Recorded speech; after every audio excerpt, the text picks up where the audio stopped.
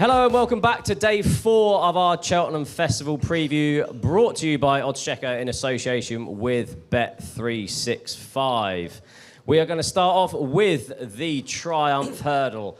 Andy, this is a really interesting race, and it's changed complexion recently with Narciso Haas obviously being ruled out for the race. And I think there's plenty of horses that would have had the Fred Winter in their thoughts that are now going to take their chance in here. Yeah, I think this is a straightforward race. I think William Mullins has got this race by the short and curlies. If he doesn't win it with Proactive or Selma Davari, I'll be stunned. I think they're just at a completely different level to all the other of the opposition, particularly the UK horses. I don't mind Maestro Conti or Manella Study, but I just don't think they're good enough. That Proactive, when he won at Fairy House, was well touted. So was Macho Man. And Proactive got pestered all the way through the first mile and a half by a horse of Gordon Elliott's called Coombs. The pace was unrelenting from the start, and Macho Man had an easy toe in behind, ridden by Paul Town. I thought, he's bound to pick this Proactive up. Far from it. Proactive went even further clear, clocking the quickest time that we've got on our numbers going into the Triumph by a mile. Nothing's got anywhere near Proactive's speed figure. I actually fancied Proactive over Narciso Haas. He was going to be one of my sort of big sort of puff your chest out selections against what would look like being a short price favourite. Now with Narciso Haas out of the race, it's pretty much a one-way ticket for a Proactive to be the dominant force in this race. But I do think his main danger is Selma Davari, who wasn't fully wound up, so I was told, by connections going into her run in the DRF when she was behind Narciso Haas. She was a big drift on Betfair. She was 22-1 on the off. You could back her at any price. And yet she scythed her way through the field, looked like almost winning at the last, made a bad mistake at the last, and then just kept on one pace in the running. But that was a good race. But she's going to be much better on better ground, and I know connections have backed to big odds. Rich Richie and her team, sort of 33-1 into whatever price she's now. Yeah, so I'm dealing with low-level fruit here because they are the front two in the market, but I do think Proactive and Selma Davari are miles better than anything else. Yeah, Pat, they're both available at 7-2. You've then got Manella Study. That'd be some story, wouldn't it? At 7-1. Maestro Conti, 15-2. Macho Man, who has form with Proactive, like Andy said, is available at 8-1 as well. Yeah, this is interesting. At last year's Triumph, there was a massive field. Remember, there was more runners in the Triumph than there was in the 4-year-old handicap hurdle. It was interesting with Proactive. The day Narciso Haas had his injury, everybody wanted to back this one. So we've laid him at fancy prices. I'm not so sure he's going to go a favourite necessarily because Selma Davari has been extremely popular over the last 3 or 4 days, as Andy alluded to there. She was fiver with it. Proactive will be favourite. Well, JP will be deciding that one. But Selma Davari, she was very eye-catching, wasn't she, last time? You'd presume those two. It does look that bit better than anything on the home front camp. But you've got Maestro Conti for the Skeltons. That's course and distance win, unbeaten. So that's going to be popular. I know Adam Nicol quite well, who trains Manella Study, and this horse is 3 from 3. Now, Adam Nicol, he used to ride Lady Buttons for Phil Kirby, and he trains Wise Eagle, who's he was third in the All Battle the other day, but very good horse on the flat. He doesn't have many horses, but he trains on the beach, and this horse, he wouldn't have run for 90 days coming into this, but he hasn't missed a day, and he's perfectly happy with him. I suppose it's the old cliche, if it was Willie Mullins training Manella Study, he would be a shorter price, but he doesn't, so Adam trains it, but he's perfectly happy with him, and he's going to be popular. So there's 2 on the home front, the 3 runs, 3 wins, both course and distance form. I just wonder if Proactive and Selma Davari might just be that cut above them, really, and I'll go for Selma with the mare's allowance. Yeah, it's interesting. It's a race that Ireland and I suppose Willie Mullins, I think, has dominated in recent years. Dan, have you got an angle into this race? I just want to know, was Adam Nicol in Speedos when you speak to him on the beach there, Pat, or was it in more modest attire? Because all the information we seem to be getting seems to be under promiscuous circumstances, which is somewhat concerning. So what goes on in the industry, I guess. I'd be Selma Davari here, realistically. I was a big fan of that form line anyway with Narciso Haas and Manch 2, and if you looked at the market beforehand, before Narciso Haas' industry, it was very much centred around that form line where obviously managed to beat Narciso Haas. Narciso Haas was very impressive over Christmas and confirmed that form at the DRF. And Selma Davari had only raced 3 months or so ago at Auteuil before running at the DRF. So compared to Narciso Haas, who had been an early sort of spring recruit for the yard, had a lot of time to acclimatise, the fact that Selma Davari was able to go there with such little time in the yard performs so incredibly well. I thought that was a monstrous run on first start for Willie Mullins, and beaten horses in the Spring Juvenile at the DRF have an unbelievable record in the Triumph Hurdle. She's an incredibly pacey filly, which may be not ideal for a Triumph, in that generally you look at, say, like how a Majborough won a couple of years ago in the manner of a true stayer. That might well be proactive, but I think on bare form figures and what I think Summer Very achieved that day and the way she's shaped, I think that's the standout form in the race at this stage. And I also think Paul Townend would have learnt a lot from that day, because she has a hood on, she can be quite keen, but she settled lovely. I don't think they'll have to be as patient as they were that day, and I agree with Andy that I think better ground will also see it a better light. Warren, anything taking your eye? Not a big opinion, but I do like Manila Study, and I agree with Pat. I think if it was trained by a big trainer, I think it would probably had a lot more people behind him. But he looks solid, jumps well, looks like he'll stay the trip very well. So I'll be rooting for him. Yeah, I thought he had rock solid form, doesn't he? Beating One Horse Town. I think One Horse Town towards the end of, or his recent runs, I think has been slightly over the top, especially the run at Kempton. So I wouldn't beat him with a stick with that. And yeah, I thought Manila Study, that was a really impressive win, I thought, at Cheltenham. It's a similar sort of thing to what East India Doc did last year. I know it probably doesn't go up to the same sort of level, Andy, but... No. Time-wise, he's not in the same league as East India Doc. But he is a nice horse, and the fact that he's won around the track has got to stand him in good stead. But I just don't buy that One Horse Town early season form. I mean, One Horse Town was like running in summer juvenile hurdles. It's just not good enough. I mean, you're talking proper grade one horses with Proactive and Selma Davari. That just don't mess around, those Mullins horses. They're just light years better than ours. I think we've got a really poor bunch this year, juveniles. Not a fan. He also missed 2 intended prep runs. I know Pat said he was probably not missing work, but he was meant to run at Musselburgh, then the Victor Ladorum, where I think he would have got beaten hands down by Manlager anyway. Wouldn't be ideal preparation, whereas obviously Proactive and Selma Davari always been the way they were going to come here. We teased an Andy Holding boosted double on our opening day with Newton Tornado. We're now going to move on to the Albert Bartlett Novices Hurdle, and Andy's second choice, and arguably his more strongest fancy, comes in this race. Yeah, my nap of the week, spoiler alert, you don't have to say to the end, is The Devil You Know, trained by Paul Nolan, who won the River Don.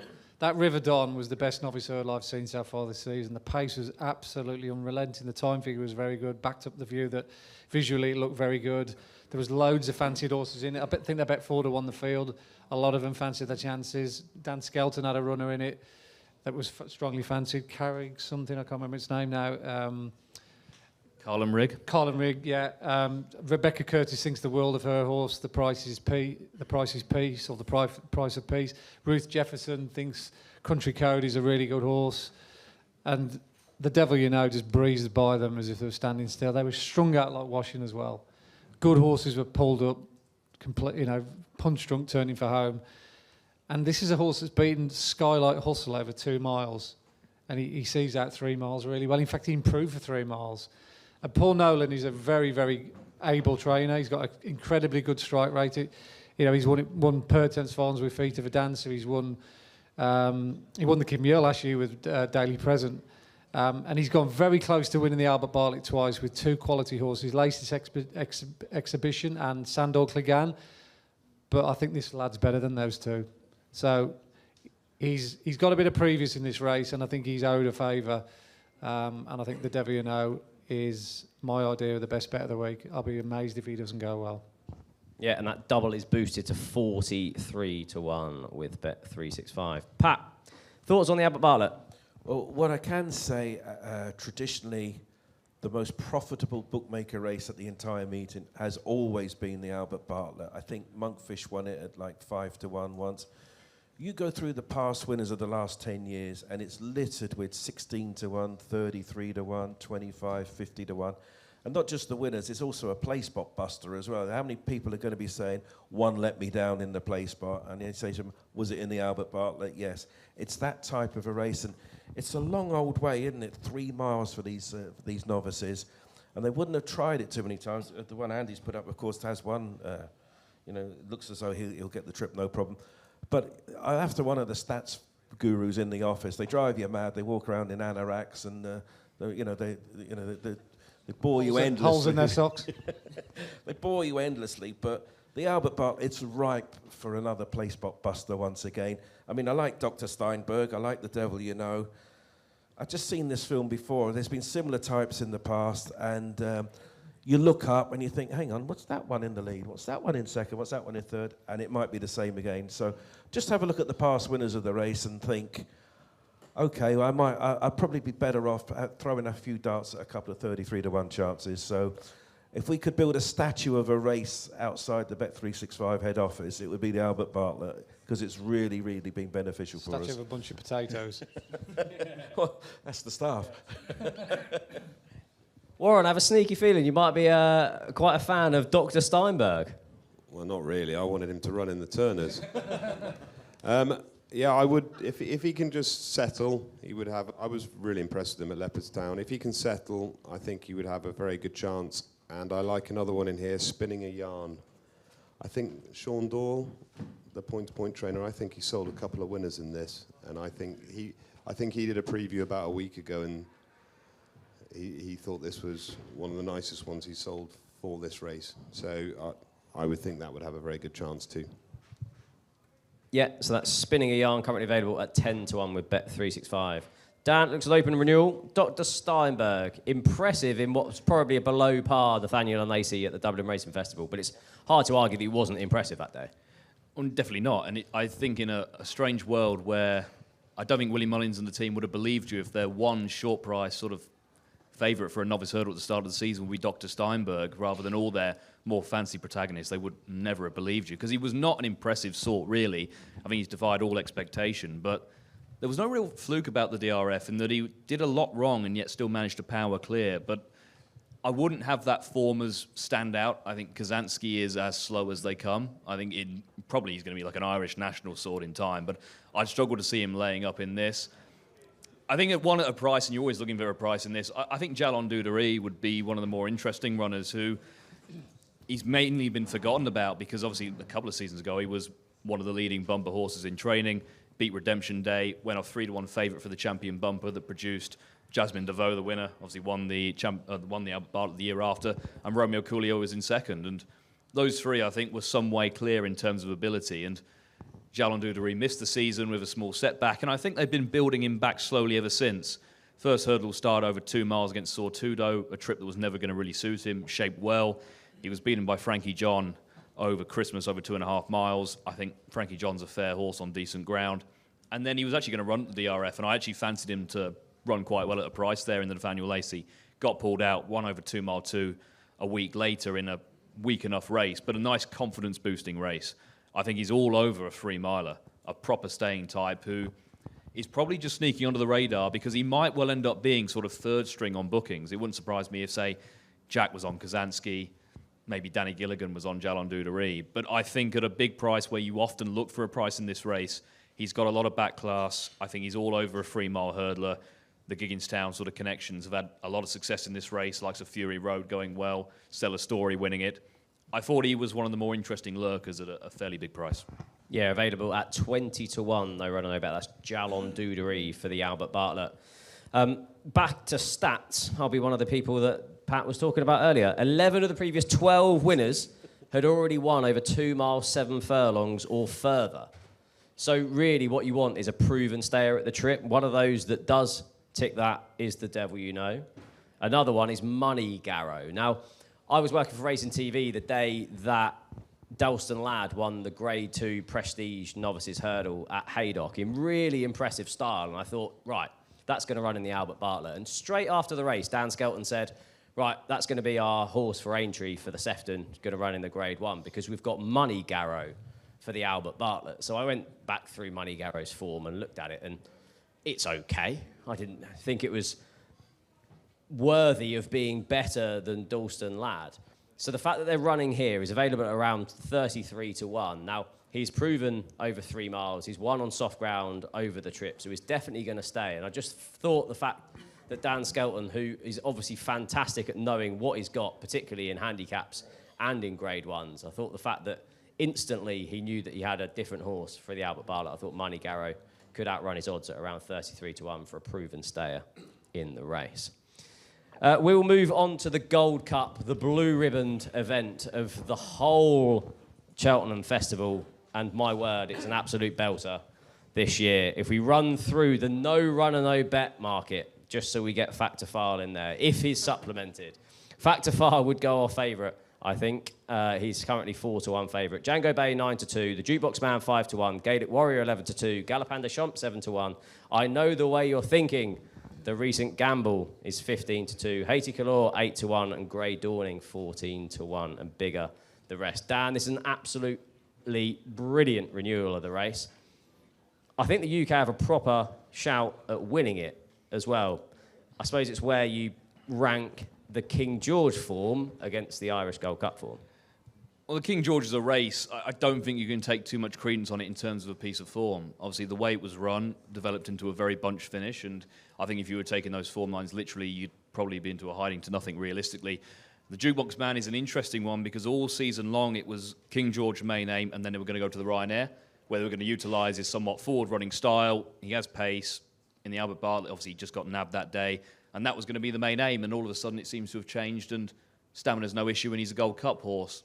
I wouldn't necessarily be convinced of that myself. I think Django Bay would be the one who's more convenienced by the test of stamina. I know he's completely unproven at it, but the fact he was managed to win an Arkle was unbelievably impressive. His performance at Ascot, to me, was incredible. I just think he'll appreciate the test the Gold Cup will have to offer more than the Jukebox Man. But the one I keep almost now coming back to now that it's seemingly going this way is Gaelic Warrior. Well, I think it might just be his time on the big stage in these races. I backed him for the King George. I was a bit disappointed, but the race didn't suit him. It didn't suit many. I can almost forgive him that. And he ran, I think, remarkably well in the circumstances at the DRF and the Irish Gold Cup, where he was pulling Patrick Mullins' arm out for 1.5 miles, and he tried to sell him out in the back. It didn't really work. He ended up prominent or mid-division after 1.5 miles, and the fact he almost managed to finish as close as he did, I thought, was a monumental performance. In one where Factor File was on his A game, Galopin Des Champs, the usual benchmark, ran his race, and Gaelic Warrior pulled nicely clear in what felt like a bit of a changing of the guard moment. The concern is, will he do the same with Patrick again? Which almost certainly seems to be the way. I don't think Paul Townend would get off Galopin Des Champs in a heartbeat. There's no way he'll let Galopin Des Champs win 3 Gold Cups, and he will not be a part of it. So you are relying on that. But Patrick has had big race success before. He knows Gaelic Warrior. I think on current form and ability, he would be the way I'd lean if Factor File doesn't run here. And remarkably, he's actually seemingly quite consistent now, Gaelic Warrior. He's not the horse of old where you never really knew what you were going to get. He's actually been running his races more often than not these days. I think this might be his day. Yeah, Warren, a lot of these have interesting profiles. I went back through horses that have won the Gold Cup that were stepping up in trip for the first time. You had the likes of Sizing John, Don Cossack, a Plutard, even Galopin Des Champs the first time. So the trends do suit horses running for the first time in the race, the likes of Django Bay, the Jukebox Man. Who do you like for this? Yeah, I'm quite strong on Django Bay in this. I love, although I don't know, I agree with, I don't know how he won an Arkle, but I just love the way he finished. I think he tends to finish his races strong all the time. I agree with the King George form, but for me, he would have been the one I took out, and I just think he's the one horse over the extra distance. I think he's relentless, and I just think he'll keep going, and he does have a kick to him. I agree as well, Gaelic Warrior, I would like him, but I just don't think Patrick suits him. I think if Paul Townend was on him, I think he would have a really, really good chance. I just think the same will happen again. I think jockeys obviously ride differently, and Patrick really grabs hold of horses, and you know he wants to be the boss, and he ain't stopping Gaelic Warrior. No. So what's the horse that Nicky trained that won? It reminds me of what's the horse? Give me more than the horse Nicky Bobsworth. trained. Bobsworth. How did you guys get it? Thank you, guys. I just think he's a better Bobsworth, Django Bay, and I could see him, winning a Gold Cup. Yeah, so can I. Yeah, 2 from 2 at Cheltenham. He absolutely adores the track, adores the hill. I think he'll get the trip. I think he arguably should have won the King George. I think he was slow at the third and the second last. He didn't really make mistakes, but he just wasn't as quick away from it. And you need to remember that he only had one race before that as well at Ascot, which was going right-handed, which turned into a bit of a strange contest. That was the day that Gidley Park tried to lead in front of Ile Francais, and Pic D'Orhy and yeah, I just think Django Bay, I do think he's got a massive chance in the Gold Cup. Do you, Pat? It's all about the trip, really, for me. I would imagine come Cheltenham Gold Cup Day on the Friday, I don't think it's going to be testing looking at the long-range weather forecast. So the unproven types over the 3 1/4, that's still very much in the equation. There's a couple of comments, really.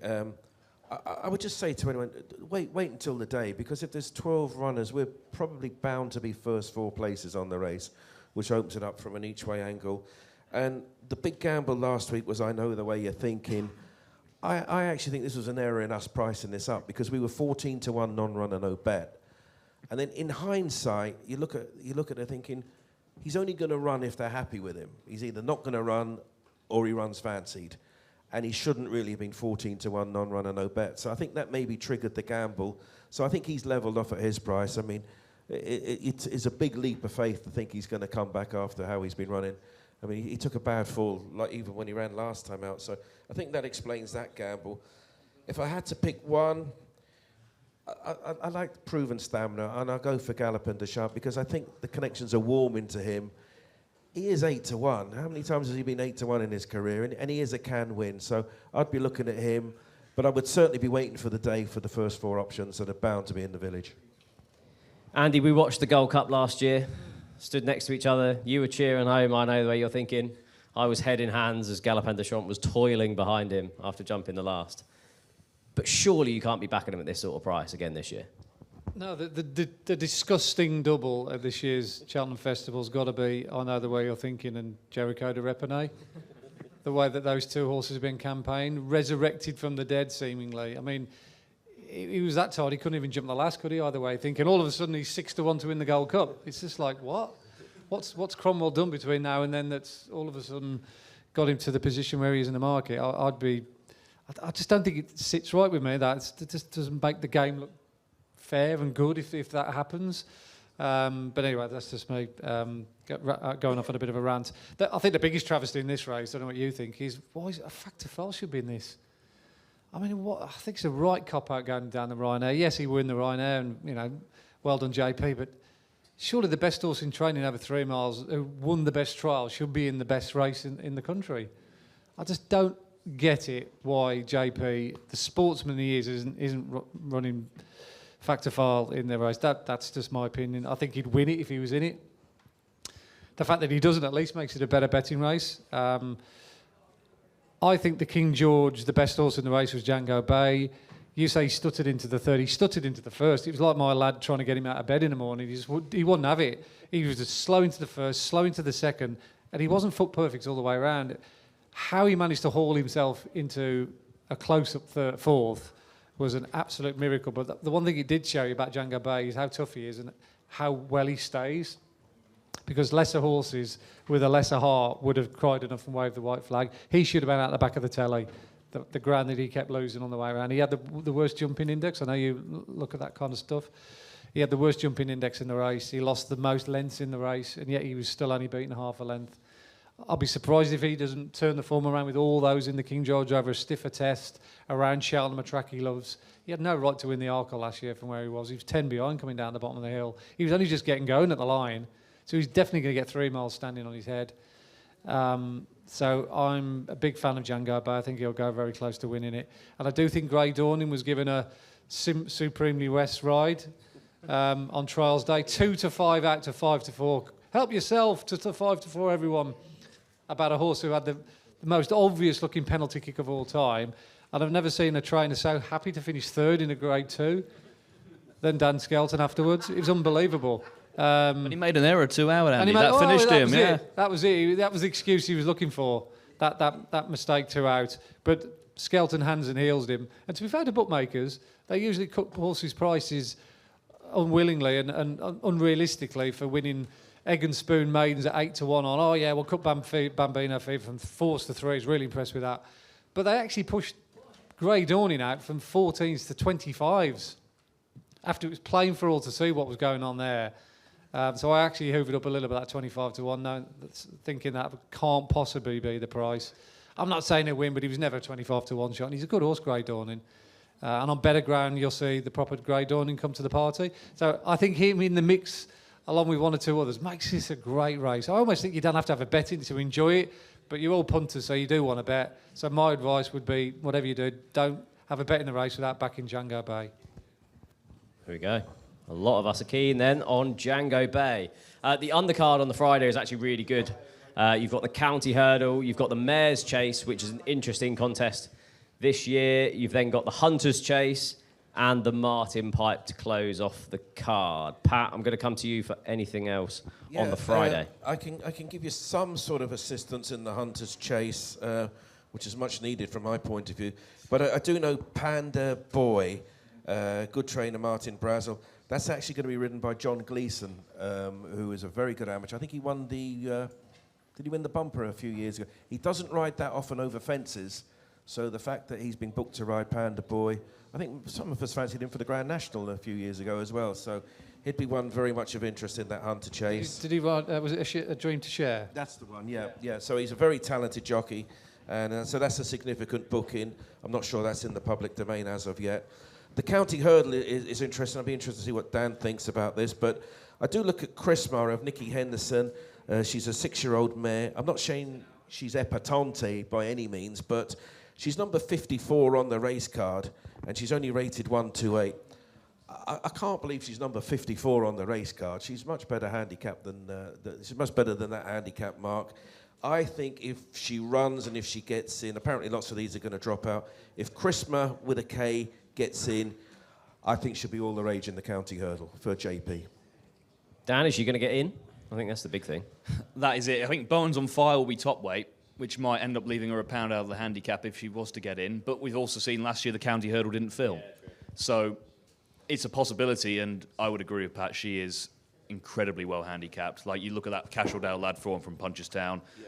They purposely dodged. They were going to run the Imperial Cup. They had that option this weekend where she would have run and probably would have won it, to be quite honest. And they've purposely dodged that to give her a chance of running here. If not, there's a race at Kelso in a couple of weeks' time. If she gets in, I think that anything in this race will struggle to give her 2 stone. Because you're looking at the likes of Carbow for Willie Mullins, who's a decent novice hurdler last year. But her form behind Cashel lad, this year it's all about getting her experience. They rushed her to get a run in last time out. I think she had a bad overreach when she was beaten on a penultimate start. Market Raisin was very much a race to just get it into her. And she beat a fair yardstick in Charisma Cat as well.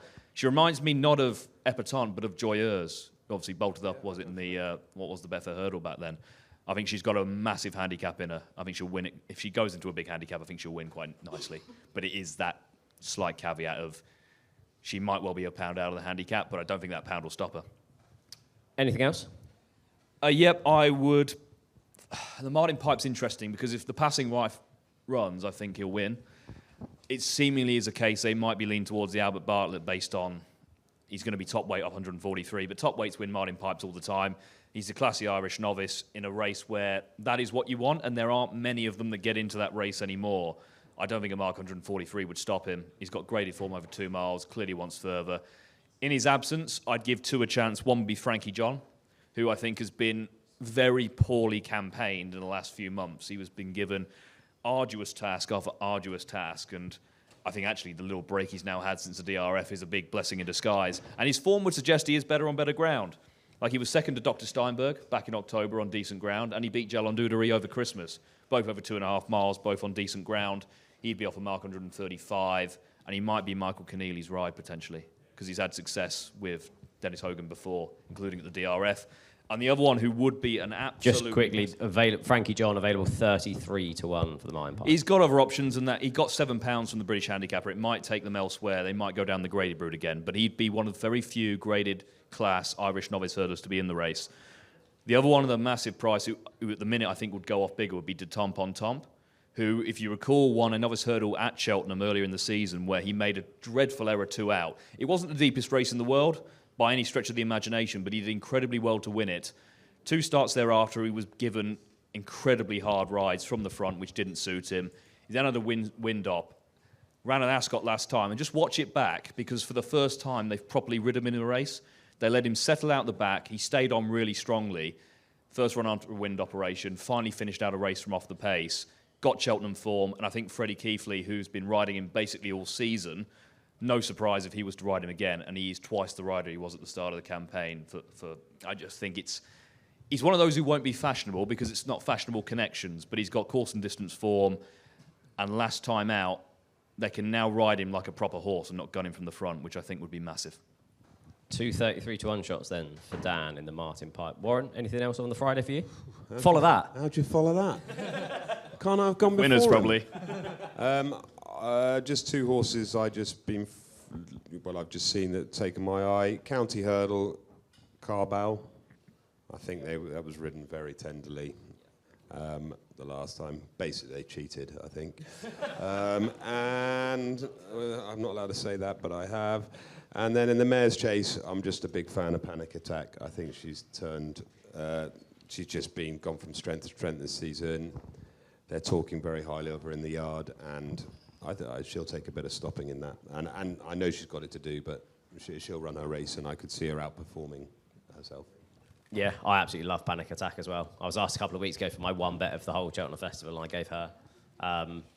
For her to win the Paddy Power Gold Cup and the Old Hennessy, and arguably put in an even better performance in a slightly lower grade Mare's Chase last time, where she jumped probably arguably the best I've ever seen a horse jump around there.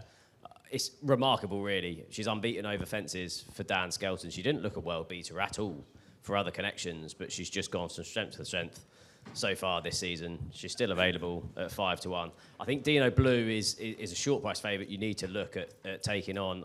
I think she's won weak contests of this race, and I think it's a lot stronger renewal this year. I'll be put off by Spindleberry. I know she was pulled up early on in the Irish Gold Cup last time. She looked very good until then. I still have a slight question mark about her going left-handed. I know she won at, I think it was Doncaster she won at, but all of her other previous wins were going right-handed. I think Panic Attack, you can still get 5 to 1.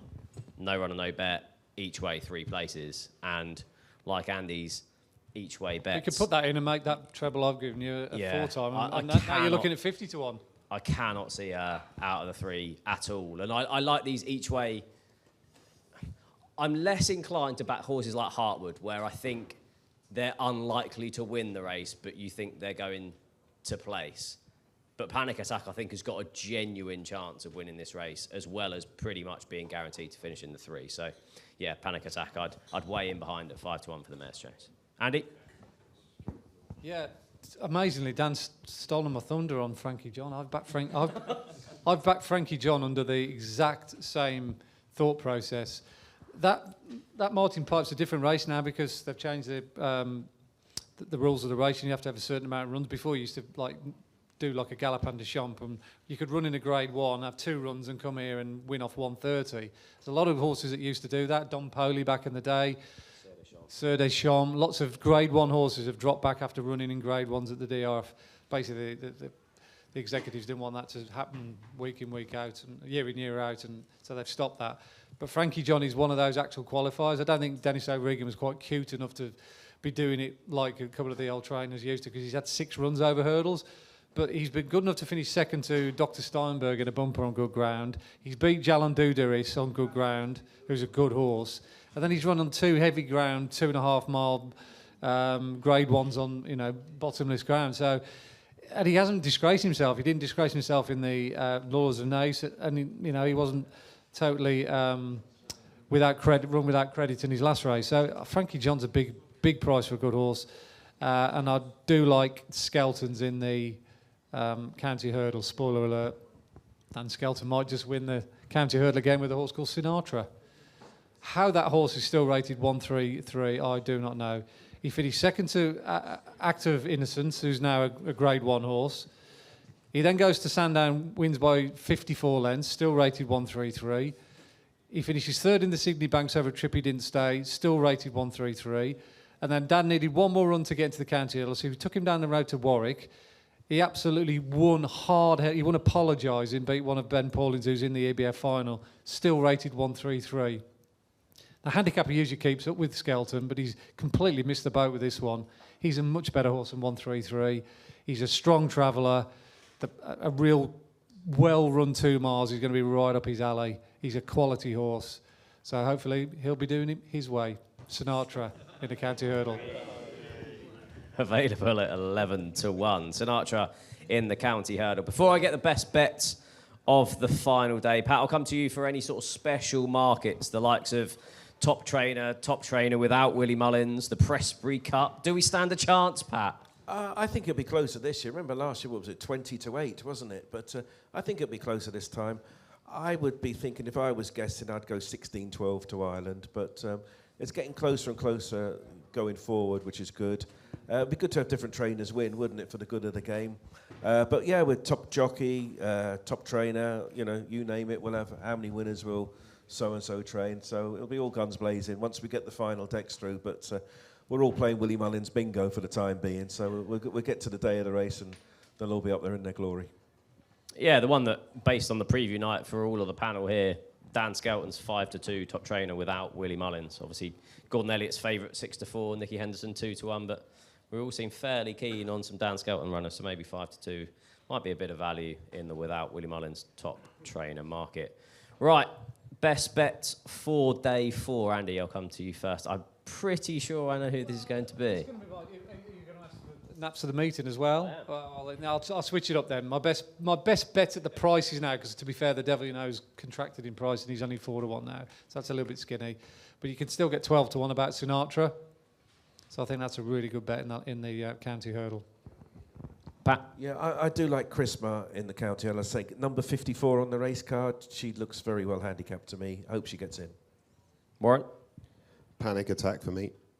In the mare's chase. Dan? I'll go with Selma Davari in the Triumph Hurdle. Okay, available at 7-2 with Bet365. It would be Panic Attack for me on day 4. And then, Andy, if you had to have one bet at current odds for the whole of the Cheltenham Festival, who would it be? I think, Frankie John's a big price at 33. Isn't it? Me and Dan are quite keen on that. But yeah, I'll stick to my guns with the Devil You Know. I think he's a top class horse, and hopefully he'll prove it. But that each way trebles a nice bit of work there without backing a winner. Yeah, so that's the Devil You Know at 4-1 for Andy in the Albert Bartlett. Pat, one bet at the Cheltenham Festival. I'll have to go for Supremely West in the Pertemps because at least I can point to it in the form book and know that it is a very well fancied runner who comes here, at the peak of his game. Yeah, currently 4-1 with Bet365. No run, no bet. Warren, one bet. I'll have to stick with myself. Heracles Westwood each way in the Kinmure. 10-1 in the Kinmure. Dan, one bet for you. He has to be there, Madara in the plate. It's a weak race. Everything is set up for him. Cheekpiece is back on. If he's not in the first 2, I'd be flabbergasted. Flabbergasted if he's not in the plate. Currently at 4-1, no run and no bet with Bet365. Mine's going to have to be Panic Attack in the mare's chase at 5-1. Thank you very much for joining us on our Cheltenham Festival preview. This has been brought to you by oddschecker in association with Bet365. Please put your hands together for our panel. Andy Holding, Pat Cooney, Warren Greatrex, and Dan Overall.